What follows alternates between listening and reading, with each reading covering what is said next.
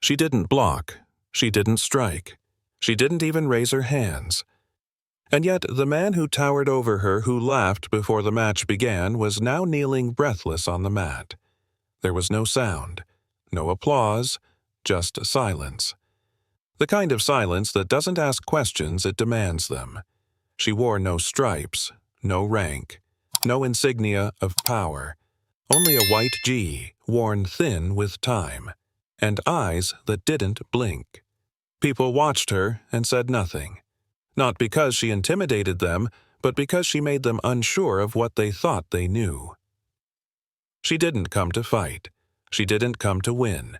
And somehow, that's exactly what she did. The Mirage Jiu-Jitsu Club wasn't just a gym. It was a stage, a showroom of dominance wrapped in velvet pride. Golden letters gleamed above black polished walls. The yellow mat in the center shone like lacquered wood under the soft theater of overhead light.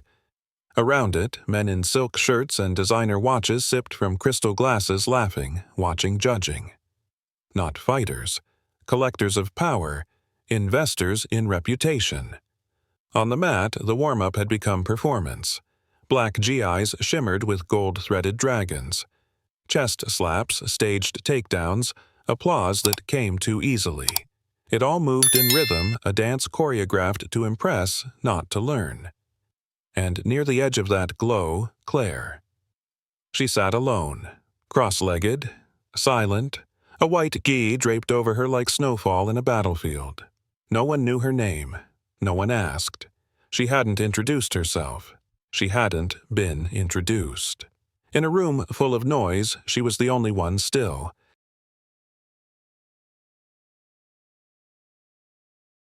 Claire didn't stretch, didn't mingle, didn't smile politely at the people scanning the room for someone more important. She simply watched. From her spot near the edge of the mat, she sat with a stillness that made some glance twice, then dismiss her. Her GI was clean, but softened by time edges frayed like pages of an old book.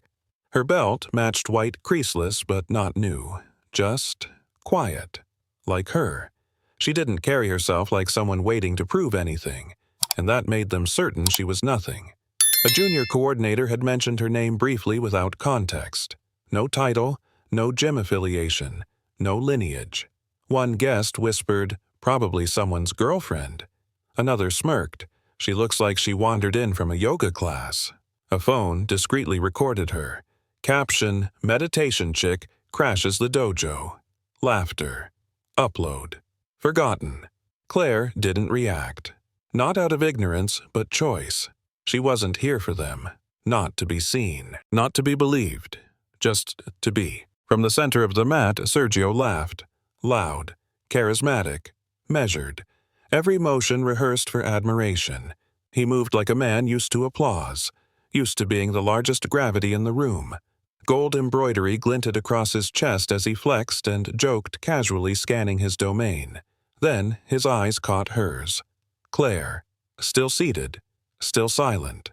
He smirked briefly, dismissively. She didn't return the glance, didn't look away either. Her eyes remained focused, not defiant, not impressed. Just clear, like water that refuses to ripple no matter how many stones are thrown. That quiet, unnerved sum. Not enough to matter. Yet. One man chuckled into his glass. "That belt's cleaner than the mirrors." Another leaned toward his friend. "She doesn't even have a patch.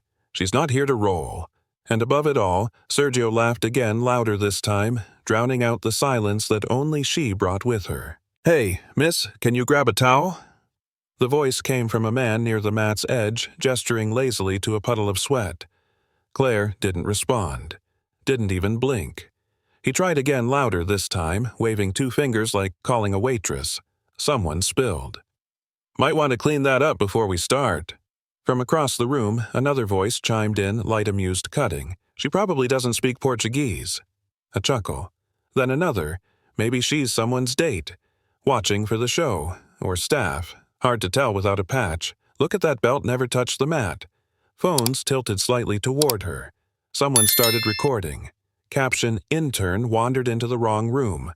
Laughing emoji. Send. Claire remained seated. Legs folded. breath even, eyes fixed on the center of the mat. She heard them. Of course she did. But some things aren't worth answering, and others answer themselves. The warm-up ended. The room buzzed with anticipation. Sergio stood at the center of the mat's shoulders, broad grin wide, his kingdom awaiting his next move. He clapped his hands once. Sharp, commanding. "We need a partner," he called. Eyes scanning, a playful voice amplified for the crowd. Then he pointed. "You." Every head turned. Phones rose. Claire looked up slowly, not startled, just aware. "You can help with the demo," he said with a chuckle. "Don't worry, we'll keep it light." A few guests clapped. Some laughed. One man lifted his wine glass. "To the brave." "She can't hurt anyone," Sergio added, grinning. "Let her be Yuke. It'll be cute." Someone near the wall called out, "Put the yoga girl on her back." Another voice, "Just don't break her. We need her to mop up after." Claire rose, not abruptly, not defiantly, deliberately. A strand of hair slipped behind her ear. She stepped onto the mat barefoot, each movement quiet and sure. The jokes didn't stop. The cameras didn't lower. But something in the air shifted. Slight, but real. Claire's feet touched the mat like it remembered her. Not tentative, not rehearsed. Just natural. Around her sneakers, leather shoes, and heels pressed against the edges a semicircle of judgment behind raised phones and careless grins. The yellow surface gleamed under the overhead lights. Each camera ready to capture what they thought would be a fall. A joke. A moment worth mocking. Sergio bounced on his toes, cracking his neck for effect. "Don't worry," he said to her. "I'll be gentle." To the crowd, "She looks like she's never seen a mat in her life." Another voice. "Who brings a white belt to a black belt demo?" Claire stood still. She didn't bounce, didn't posture, didn't blink. Her arms hung naturally at her sides. Her gaze fixed not on his eyes but on his center, his breath, his imbalance. To them, she looked fragile, exposed. To her, they just hadn't looked long enough. Sergio circled her with practiced confidence. Each step exaggerated a performer playing to a familiar crowd. He shot a wink to the front row, then lunged a playful hip feint just enough to rattle her. But Claire didn't react. She turned smooth as breath through an open window. His hand missed her completely. He chuckled, recovering quickly. "Slippery," he muttered. The room laughed with him, relieved. A second approach, more assertive this time. He reached for her sleeve. She let him touch it, then let him lose it. A twist of her body, a shift of balance, and his grip fell away like it had never mattered. He stumbled a step. Nothing dramatic, but enough. His brow twitched. That wasn't part of the game. The chuckles faded. Phones kept filming, but fingers eased off the screen. Claire hadn't lifted her arms, hadn't stepped back. She simply wasn't where he needed her to be. Sergio reset. Smile tight. Breath slightly heavier. He rolled his shoulders again, this time not for show. Then looked at her. Still no guard. Still no stance. Just breath. Just presence. "Okay," he said, half to her, half to the room. "Let's give them something." He moved in faster now. Fluid, assertive, aiming for a proper inside trip. Textbook, clean. His foot swept toward hers with perfect timing. She didn't block, didn't resist. She simply wasn't there. The contact missed entirely. The force of his own momentum carried him forward. He stumbled, not dramatically, but enough to break the illusion. Someone in the crowd whispered, "She moved." "No," another said. She just didn't stop him. Claire stepped lightly back to center. Feet still soft, hands still low, face calm. She hadn't attacked, hadn't defended. And somehow he was the only one losing ground.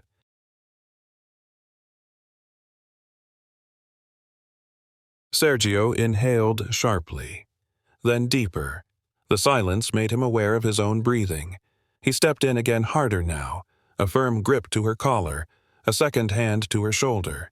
He pushed, pivoted, tried to force weight into the moment. Claire turned with him. No block, no recoil, Just flow.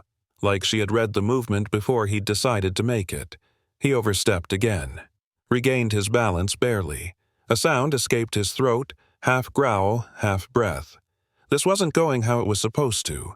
No one in the room was laughing anymore, not openly, not confidently.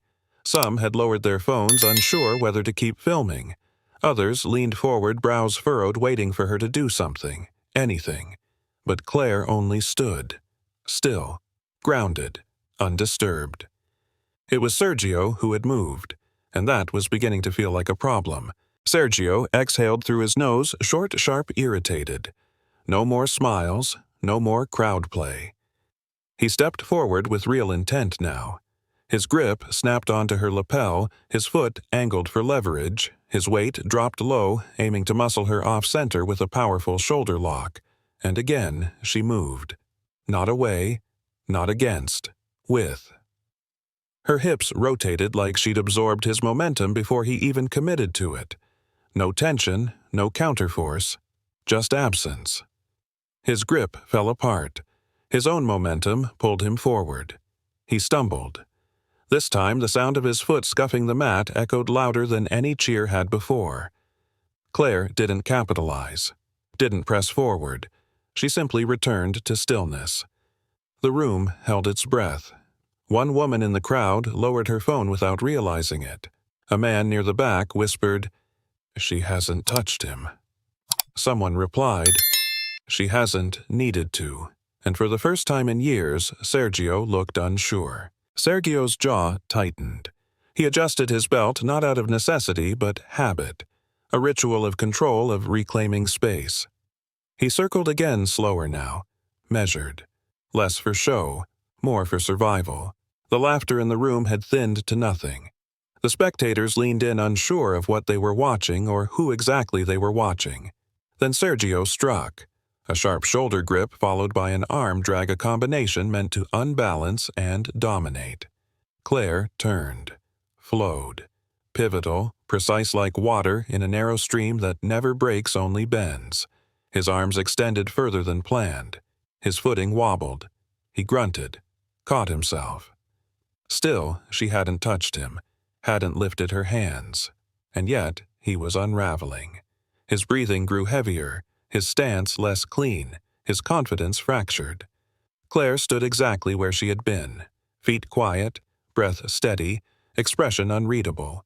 She didn't meet his frustration. She didn't even acknowledge it, and that somehow was worse. From the edge of the mat, tension built like static. No one moved, no one whispered. Sergio's eyes narrowed. His chest rose and fell in short bursts, now not from exhaustion but from something sharper. He stepped in again, faster, harder, no more play. A deep grip behind Claire's neck, aggressive, meant to break posture. His forearm pressed down hips, angling for control. She rotated, not against the grip, but through it. Her body flowed under the pressure, turned cleanly beneath the force as if guided by it. He missed again, lost the line. She stepped lightly beside him, balanced untouched. Sergio panted. The edge of his gi clung to his back with sweat. His stance was strong, but his spirit was uncertain. Claire blinked once. Nothing more. No defiance, no fear. And somehow every movement she didn't make hit harder than every one he did. "You're playing games," Sergio growled under his breath. Claire didn't reply.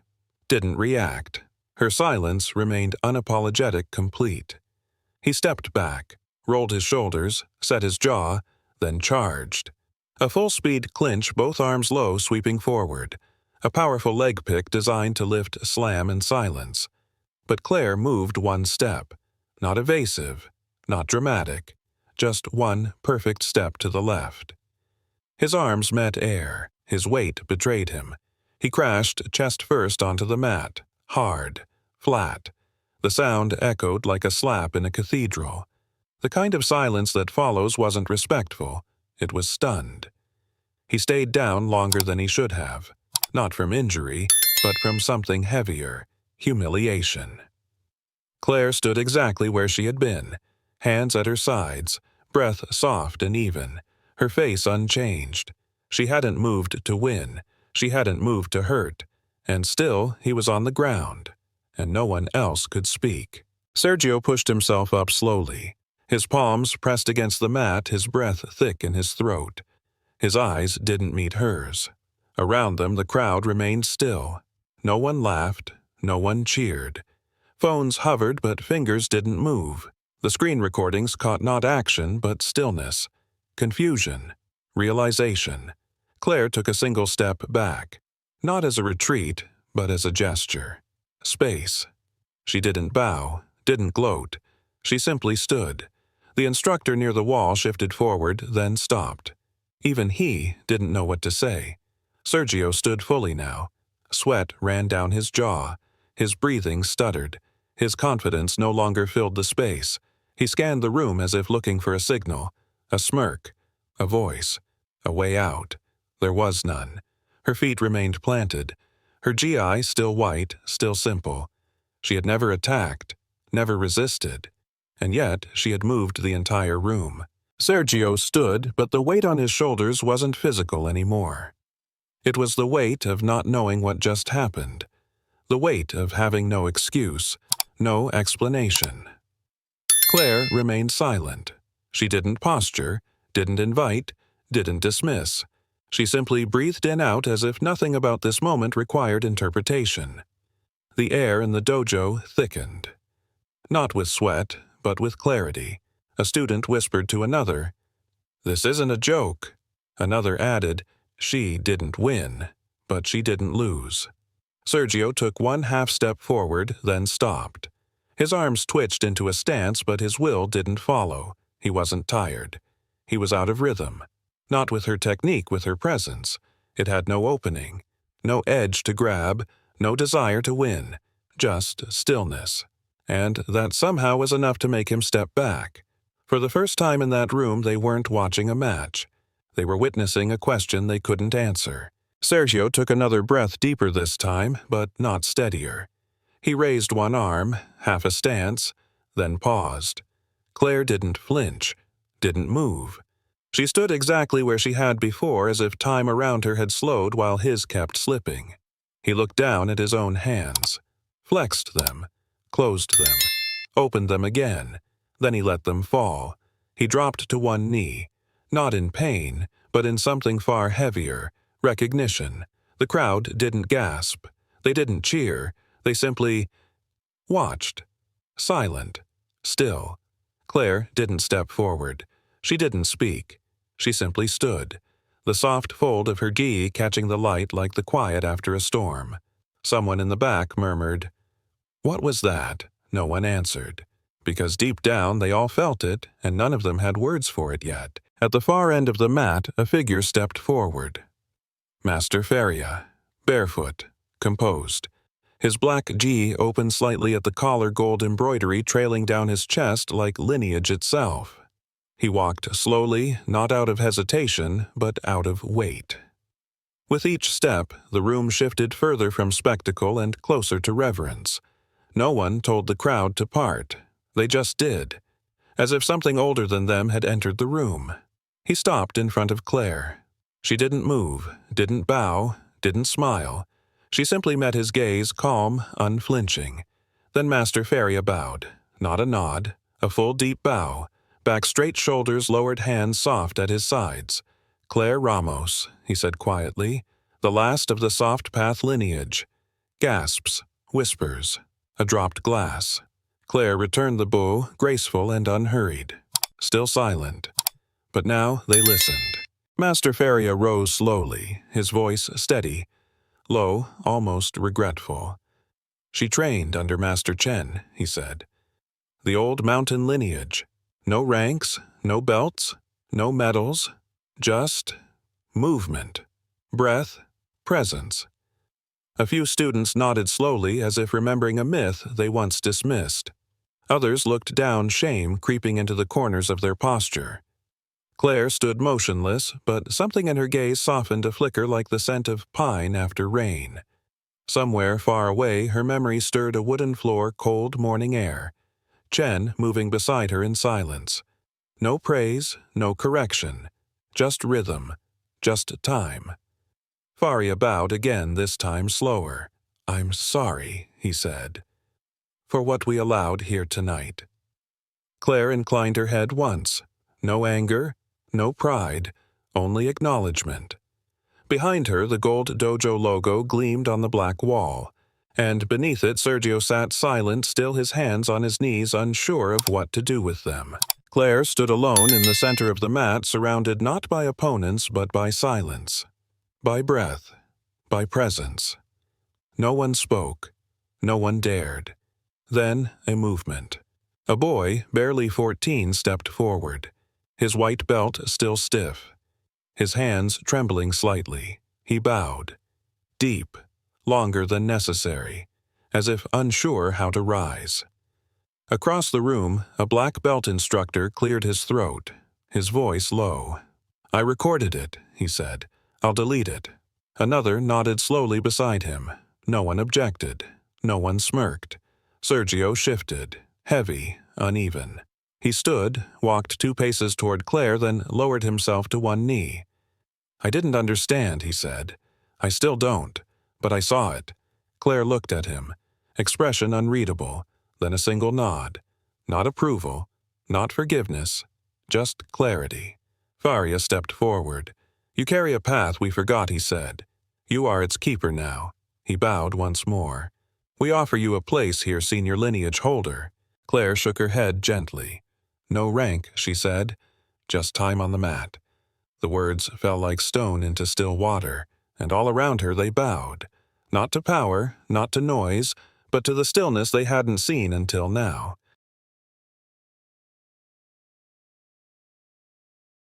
One by one they followed. Instructors, students, black belts who once smirked, blue belts who once whispered. Each stepped forward. Each bowed not out of obedience, but understanding. Not a single word was spoken, and yet the entire room spoke in silence. No one asked who she trained under. No one checked her credentials. There was nothing to verify, only something to feel. Claire stood in the center of it all, unmoving, unguarded, undefeated. She had never raised her voice, never claimed a title, never demanded space, and yet she had changed the room without touching a single soul. A woman by the wall, still holding her phone, recorded the moment. No caption, no filter, no music. Just the truth, exactly as it was unfolding quietly on a yellow mat beneath soft lights in a dojo that now remembered how to listen. Claire stood at the center, the soft white fabric of her gi catching stray beams of light. Not shining, just reflecting. Behind her, Sergio remained kneeling, his back straight now, his breath slower, his pride quieted, not shattered. He looked up at her, eyes clear, voice low. "Will you teach me?" She didn't answer right away, didn't rush to fill the silence. Then a single nod. Simple, clean. Enough, not acceptance, not permission, just truth. Master Faria stepped forward again, his voice calm but meant for all. "You carry a path we abandoned," he said. "You didn't remind us with speeches or strikes, but by standing when no one saw you," he paused. "We offer you a place here, not as guest, but as lineage, as teacher, as guide." Claire looked at him. Her reply came soft but firm. "No rank," she said. "Just time on the mat." And with those words the entire room exhaled as if remembering something they'd all forgotten was theirs too. There was no ceremony, no applause, no announcement. Only movement. Quiet, earnest, true. The boy who had bowed first lowered himself again, this time without trembling, and others followed, one after another, like a tide turning itself inward. Black belts, blue belts, new students, old instructors. Some bowed with pride, some with regret, but none with resistance. Not one. No one checked stripes. No one asked who stood where, because for the first time they weren't measuring rank. They were honoring presence. And Claire, she didn't move. She didn't need to, because this wasn't about her anymore. It was about them, about what they saw, about what they now chose to carry forward. One woman stood near the wall still recording, but this time with still hands and wide eyes. Her screen didn't show a fight. It showed a shift. A mat full of bowed heads. A woman who had never raised her voice. And the quiet power that made everything change. The bows ended, but the silence stayed. Not heavy, not strained. Sacred. Claire stood alone in the center, but no longer unseen. Sergio remained kneeling beneath the golden logo, his gi damp with sweat, his hands resting open on his thighs, not in defeat, but in release. Master Feria stepped beside him, eyes on Claire. "You reminded us," he said. "That mastery isn't in how many you defeat, but in how still you remain when no one understands you." Claire said nothing. Her gaze softened. Not warm, not distant, just still. Like a mountain watching seasons pass. Faria continued. "We'd be honored to learn from you, to carry the soft path forward together." She shook her head. "Once. No rank," she repeated. "No lineage, no title, just time." On the mat. And that somehow was enough. No one clapped, no one moved. Because for the first time in that dojo, everyone understood what didn't need to be said. It began not with a command, but with a whisper of movement. One student, the youngest in the room, barely a teenager, stepped forward again. His head bowed his feet, unsure, but his intent unmistakable. He lowered himself slowly, and this time he stayed down. Not because he was told, because he understood. Then another followed, and another. The room moved like a tide turning inward. No announcement, no permission. Just recognition. Each bowed not to Claire as a person, but to what she embodied, something they had forgotten was possible. Black belts, visiting instructors, competitors, and coaches. All lowered themselves in silence. Not in surrender, but in gratitude, for what was returned to them without being demanded. And Claire still didn't speak. She didn't need to. Stillness had done what noise never could. No belts were counted, no stripes compared. For the first time, everyone on the mat looked the same. Heads bowed, hands resting gently on thighs, no posture of power, only presence. The hierarchy had folded in on itself not through rebellion but through reverence. There were no commands, no speeches, no claps on the back. Only breath, only gravity, only choice. Claire stood in the center unchanged, yet the entire room had shifted around her. One woman near the wall slowly stopped recording. Her eyes glistened as if the camera had captured more than just movement, as if it had filmed what truth looks like when it's no longer afraid of being quiet. No one looked to Master Feria. They didn't need permission anymore, because what they were bowing to wasn't a person. It was a path, and that path had just returned on quiet feet. The bows ended slowly, like a tide drawing back into the ocean. But the silence lingered, not awkward, not empty, full. Claire stepped off the mat. No fanfare, no escort, just her and the soft rhythm of bare feet on polished floor. She walked down the hallway alone, the hum of overhead lights gently rising to meet her. Inside the changing room she sat on a metal bench. The same white gi now folded across her lap, creased carefully like a memory being stored with respect. Her fingers moved with practiced ease, smoothing each edge, tying the belt loosely, then pausing. For the first time that evening, a tremor passed through her hands. Small, barely visible, but honest. It wasn't fear. It wasn't regret. It was the quiet after being seen, truly seen, and the quiet after carrying something for far too long alone. Claire's thumb brushed the edge of her belt.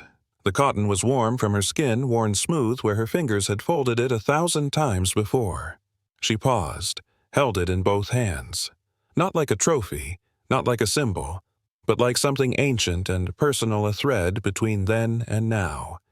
In her mind, the dojo dissolved, and the mountain returned, cold air brushing her cheeks, the scent of pine soaked in rain, mist curling through tall branches, her teacher's footsteps beside her quiet bare, wooden floors creaking beneath stillness, the sound of morning breath, and silence so thick it became instruction. She remembered his voice low and slow on her final day. "Don't defend a name," he said. "Just move." Her fingers closed around the belt.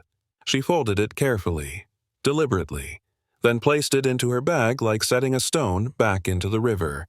Outside, the night waited. But for now, she sat, just a woman with quiet hands holding nothing and everything. The room was still. The hum of a single overhead light filled the space, soft and steady like the breath after release. Claire sat with her bag beside her old, weathered soft with years. She had carried it up mountains through cities into rooms like this one and ones far colder. Her GI was folded now, her hands resting on top as if pressing down not just fabric, but everything that came with it. Then a sound. The door creaked open and a voice, soft and uncertain, floated in from the hallway. "Will you come back tomorrow?" She looked up. The boy, and the first to bow, still in his uniform, shoes untied, voice trembling on the edge of courage. He stood there, barely taller than the doorframe, looking at her like people look at something they hope is still true. She studied him for a moment, then nodded once. "Only if I can clean the mats first," she said. He blinked, confused, then smiled. It didn't reach his eyes fully, but it tried. He bowed again, no hesitation this time, and disappeared down the hall. Claire sat for another breath, then rose. Claire tied her bag shut. The fabric loop slipped through her fingers like a final breath. She stood slowly, not stiff, not sore, just aware. The mirror beside the bench caught her reflection. She paused, her face calm, her posture grounded, her hair loose over one shoulder. She looked older than she had that morning, but also somehow lighter, as if something she had been holding for years, maybe longer, had finally found a place to rest. She didn't smile, didn't frown. She just looked at herself the way one looks at a familiar landscape after a long season of storms. Then she turned and walked into the hallway, her footsteps soft but certain. She didn't need to be followed, or watched, or remembered. But the air in the room seemed to remember her anyway, and the silence she left behind didn't feel empty anymore. It felt earned. The hallway stretched ahead, dim lights, quiet tile walls lined with old posters and worn bulletin boards. Claire walked past them without looking. Not out of indifference, but out of knowing. Some names were meant to fade. Some movements weren't meant to be listed. The glass case by the front door gleamed faintly in the dark, a row of trophies belts behind glass names etched in gold. She paused only once. Not to admire, not to compare, just to acknowledge. Then she walked on. The front door opened with a familiar creak, and the city greeted her not with fanfare but with night air still warm from the day. Streets stretched in both directions. Shops were closed. Traffic hummed in the distance, soft and alive like breath. No one waited for her, no one clapped, and that, in its own way, felt like peace. Claire walked through the quiet streets barefoot. Her GI folded neatly under one arm, her bag, worn at the seams, swinging lightly at her side. The pavement was still warm from the day. Above, neon signs flickered lazily, and somewhere nearby a dog barked once, then silence returned. No one recognized her. No one stopped. No camera turned her way. The world, as always, kept moving, and that oddly was comforting. She passed a bakery with its chairs stacked, a laundromat still buzzing faintly, and an empty bus stop with peeling paint.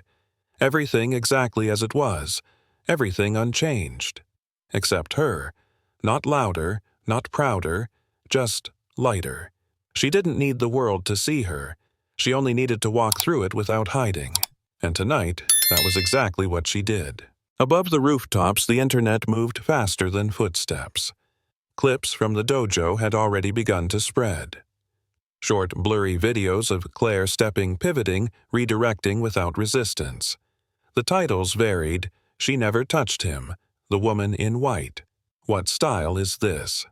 Some videos added dramatic music. Others drew slow-motion diagrams trying to name what had no name. Comments poured in by the thousands. This isn't Jiu-Jitsu, it's something else. I've trained 10 years, and I've never seen movement like this. Was it choreographed? No. Look again. Some called her a fraud. Others called her a ghost. A few simply said, "She reminded me of someone I lost."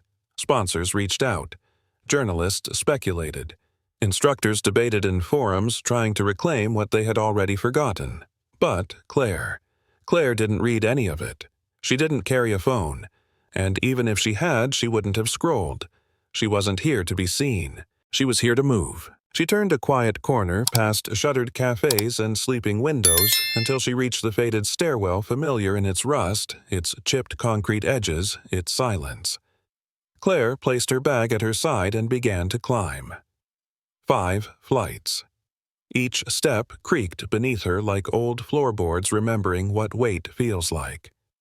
The railing was cold under her hand. The wind found its way through broken panes. At the top, a rusted metal door pushed open, resisting, then yielding. The rooftop welcomed her without words. Laundry lines swayed gently in the night breeze. The city stretched around her, a low, humming ocean of light. She placed her gi near the wall, removed her shoes, though none were watching, and stepped into the open. No spotlight, no mat, just concrete moonlight and breath. This wasn't performance, it wasn't remembrance. It was return. Her feet found the rhythm. First slow pivots, deliberate, weight shifts. The soft scrape of skin on concrete like a whisper against the night. Then her arms not raised in defense but tracing invisible arcs through the air as if brushing dust off an ancient memory. Each motion flowed into the next, unhurried, unforced. Not a kata, not a drill. Just movement, as it had always been taught, without names, without mirrors, without needing to be right. The rooftop held its breath. Below, the city lights blinked like distant thoughts. Above, the moon cast silver across her shoulder blades, gliding with her as she turned. There were no commands, no audience, no technique to sharpen, no goal to reach. Just the shape of breath in a body that had returned to stillness. And in that stillness, truth. Claire moved like wind through tall grass, not cutting it, not taming it, just parting it with presence. Each step landed not with impact, but with intention. Her body leaned, adjusted, returned as if following a melody no one else could hear. There was no beginning, no ending. Just a loop handed down through breath and time. She didn't close her eyes. She didn't smile. But something in her face had softened as if memory wasn't behind her anymore, but inside her. And in that rooftop space lined with shadows framed by antennas and sky, her practice wasn't for display, wasn't even for herself. It was for the rhythm, the one that had waited, the one that had endured. And she moved through it like someone returning home by walking the long way back.